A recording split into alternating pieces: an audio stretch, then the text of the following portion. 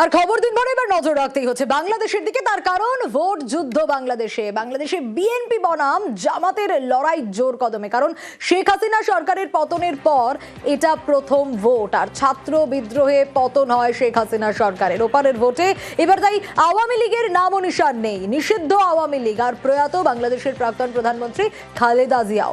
ভোটে বিএনপির কাণ্ডারি খালেদা পুত্র তারেক রহমান, আর খালেদার মৃত্যুতে সমবেদনার অক্সিজেন কি বিএনপি পাবে? কি করবে বাংলাদেশের মানুষজন?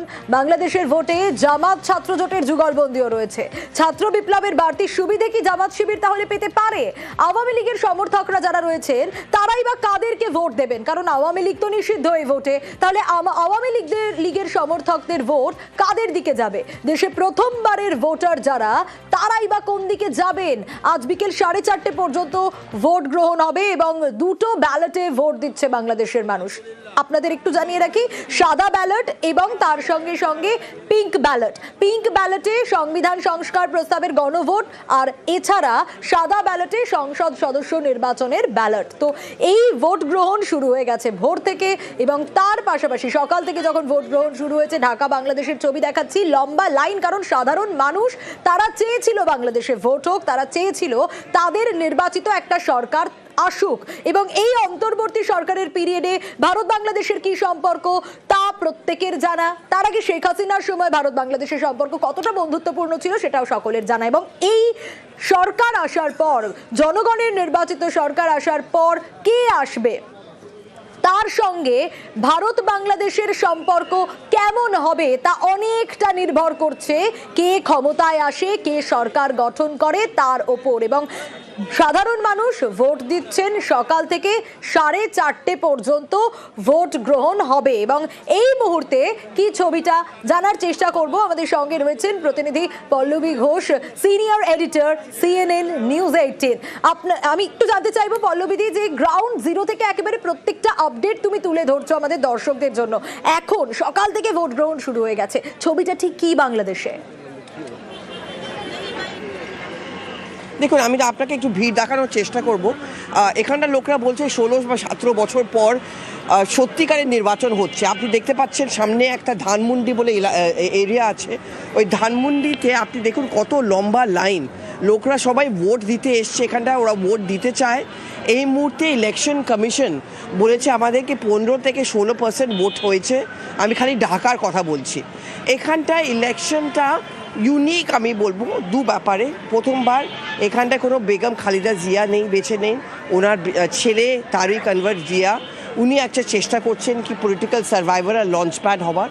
দ্বিতীয় কথা হচ্ছে কি প্রথমবার আওয়ামী লীগ এবার নেই। একটাও পোস্টার আপনি আওয়ামী লীগের দেখবেন না, একটাও ছবি আপনি শেখ হাসিনার দেখবেন না। কেন? আওয়ামী লীগকে ব্যান করা হয়েছে।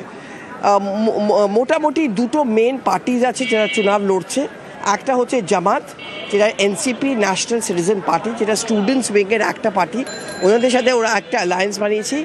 অন্য সাইডে হচ্ছে বিএনপি, বাংলাদেশ ন্যাশনালিস্ট পার্টি, ওখানে 6-7টা ছোটো ছোটো দলের সাথে ওরা একটা অ্যালায়েন্স বানিয়েছে। জামাতকে নিয়ে একটা চিন্তা হয় যে ওরা হয়তো র্যাডিক্যাল, ওরা একটু সারিয়া যদি ইমপ্লিমেন্ট করে মহিলাদের চান্স পাবো না। বিএনপি চেষ্টা করছে কি নিজেকে একটা রিফর্ম ওরিয়েন্টেড প্রোগ্রেসিভ। কেন? সবথেকে বেশি প্রবলেম এখন বাংলাদেশে হচ্ছে এখানে চাকরি নাই, আর এখানে 40 million first time young voters আছে। ওরা ডিসাইড করবে, আর ওদের চাকরি দরকার, ওদের পলিটিক্যাল স্টেবিলিটি দরকার। ওরা চায় যে ফরেন ইনভেস্টমেন্ট এখানে আসুক, কারণ যদি ফরেন ইনভেস্টমেন্ট আসে তাহলে ওরা চাকরি পাবে। এই মুহূর্তে এই দুটো ইস্যু নিয়ে এখানটায় নির্বাচনটা হচ্ছে। পল্লবীদি, একটা বিষয় একটু জানতে চাইবো, অবশ্যই যেমনটা গ্রাউন্ড জিরো থেকে প্রত্যেকটা রিপোর্ট আমরা দেখছি, নিরাপত্তার দিকটা, তার কারণ আমরা দেখেছি একেবারে আঁটো নিরাপত্তা ব্যবস্থা, সেই বিষয়টা একটু জানতে চাইবো।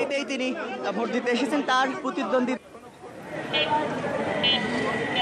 আপনি যদি প্রশ্নটা আরেকবার জিজ্ঞেস করতে পারবেন? নিরাপত্তা ব্যবস্থার দিকটা যদি একটু জানা যায়, কত পুলিশ মোতায়েন রয়েছে, কি পরিস্থিতি, কি সিচুয়েশন সেখানে এই মুহূর্তে সিকিউরিটি নিয়ে? এটা একটা চিন্তা ছিল যে এখানটায় সিকিউরিটি প্রবলেম হতে পারে, কিন্তু জায়গায় জায়গায় আমি তো পুলিশকে দেখেছি আজকে। ইলেকশনস অবজারভার্স আছে, ইউরোপ নেশনস থেকে 200 অবজারভার্স এসছে, তাছাড়া অনেক বাংলাদেশ থেকে এসছে। মোটামুটি খবর যেগুলো আসছে হচ্ছে ঢাকার বাইরে, খুলনা হোক, চিটাগং হোক, লক্ষ্মীপুর হোক, ওখানটায় একটু ব্যাপার হয়েছে ভায়োলেন্সের। তাছাড়া বিএনপির দাবি হচ্ছে কি কালকে রাত গত রাত জামাতের লোকরা পোলিং বুথে ঢুকে ওরা ভোট দিল, আর এই জন্যই পুরো ইলেকশনটা রিগ হয়েছে। বেশ, ধন্যবাদ জানাবো আপনাকে। বাংলাদেশে ভোট যুদ্ধ চলছে এবং সকাল থেকে ভোটাররা ভোট দিতে শুরু করেছেন। 4:30 পর্যন্ত তারা ভোট দেবেন। হোয়াইট ব্যালট আর পিঙ্ক ব্যালটে হচ্ছে ভোট। এত আত্মত্যাগের পরে আজকে এই নির্বাচন, আশা করছি যে এই নির্বাচন সুষ্ঠু, অবাধ এবং নিরপেক্ষ হবে এবং শান্তিপূর্ণভাবে হবে। সকলের অংশগ্রহণের মধ্যে দিয়ে আমাদের প্রত্যাশা এই নির্বাচন বাংলাদেশের জন্য একটা নতুন অধ্যায় শুরু করবে।